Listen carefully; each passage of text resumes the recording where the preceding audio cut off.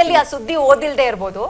ಕಳೆದ 2-3 ಸಂಸ್ಥೆಯಲ್ಲಿ ನಾನು ಈ ಸುದ್ದಿ ಓದಿದ್ದೀನಿ. ವಿಕ್ಟೋರಿಯಾದಲ್ಲಿ ಒಂದು ಸ್ಟ್ರೆಚರ್ ತಳ್ಳಿಕ್ಕೂ ಕುಟುಂಬಸ್ಥರೇ ಬರಬೇಕು.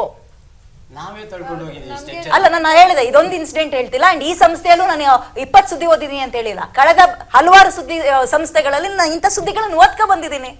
ಸ್ಟ್ರೆಚರ್ ತಳ್ಳಿಕ್ಕೆ ಕುಟುಂಬಸ್ಥರೇ ಬರಬೇಕು, ಗ್ಲೂಕೋಸ್ ಬಾಟ್ಲಿಂಗ್ ಇಟ್ಕೊಂಡು ಹೋಗ್ಬೇಕು. ಯಾಕೆ ಡೆಫಿನೆಟ್ಲಿ ಒಪ್ಕೊಳ್ಳೋಣ, ಲೋಡ್ ಜಾಸ್ತಿ ಇರುತ್ತೆ. ಹಂಗನ್ಕಂಡ್ ಏನ್ ಮಾಡ್ಬೇಕು ಸರ್ ಬಡವರು? ಲೋಡ್ ಜಾಸ್ತಿ ಇದೆ ಅನ್ಕಂಡ್ ಏನ್ ಮಾಡ್ಬೇಕು? ಲೈಟ್ ನಮ್ ಕೈಯಿಂದಾನೇ ಇಡಿಸ್ತಿ ಒಂದ್ ಸೆಕೆಂಡ್, ಇದನ್ನ ನಾನು ಕೇಳ್ಬೇಕು ಡಾಕ್ಟ್ರೆ. ಒಂದ್ ಸೆಕೆಂಡ್ ತಡೀರಿ. ನಾನು ಅದನ್ನು ಒಪ್ಕೊಂಡೆ. ಎಲ್ಲಾ ಆಪರೇಷನ್ ಗಳನ್ನು ಚಿಕ್ಕ ಪುಟ್ಟದ್ದು ಮೈನರ್ ಇರೋದು ಅಥವಾ ತೀರಾ ಎಮರ್ಜೆನ್ಸಿ ಇರೋದನ್ನ ಆಪರೇಷನ್ ಥಿಯೇಟರ್ ಒಳಗೆ ಕರ್ಕೊಂಡೋಗಿ ಮಾಡ್ಬೇಕು ಅನ್ನೋ ರೂಲ್ಸ್ ಏನಿಲ್ಲ. ಕಾರಿಡಾರ್ ಇದ್ರೆ ಕಾರಿಡಾರ್ ಅಲ್ಲೇ ಮಲಗಿಸ್ ಮಾಡ್ಬೋದು ಅಂತ ಡಾಕ್ಟರ್ಗಳೇ ಹೇಳ್ತಾ ಇದ್ರು. ಅದನ್ನ ನಾನು ಕಂಪ್ಲೀಟ್ ಆಗಿ ಒಪ್ಕೊಳ್ತೀನಿ. ಬಟ್ ರಾತ್ರಿ 1-1.5 ಗಂಟೆಯಲ್ಲಿ ಕರೆಂಟ್ ಇಲ್ಲ, ಕುಟುಂಬಸ್ಥರಿಗೆ ನೀನ್ ಬ್ಯಾಟ್ರಿ ಇಟ್ಕೋ, ಫೋನ್ ಇಟ್ಕೋ, ಚಾರ್ಜ್ ಬ್ಯಾಟ್ರಿ ಇಟ್ಕೋ, ನಾನು ಆಪರೇಷನ್ ಮಾಡ್ತೀನಿ ಅಂದ್ರೆ ಇಂಥ ಪರಿಸ್ಥಿತಿ ಇದೆಯಾ ವಿಕ್ಟೋರಿಯಾದಲ್ಲಿ? ಇಂಥ ಬರಗಾಲ ಬಂದಿದ್ಯಾ?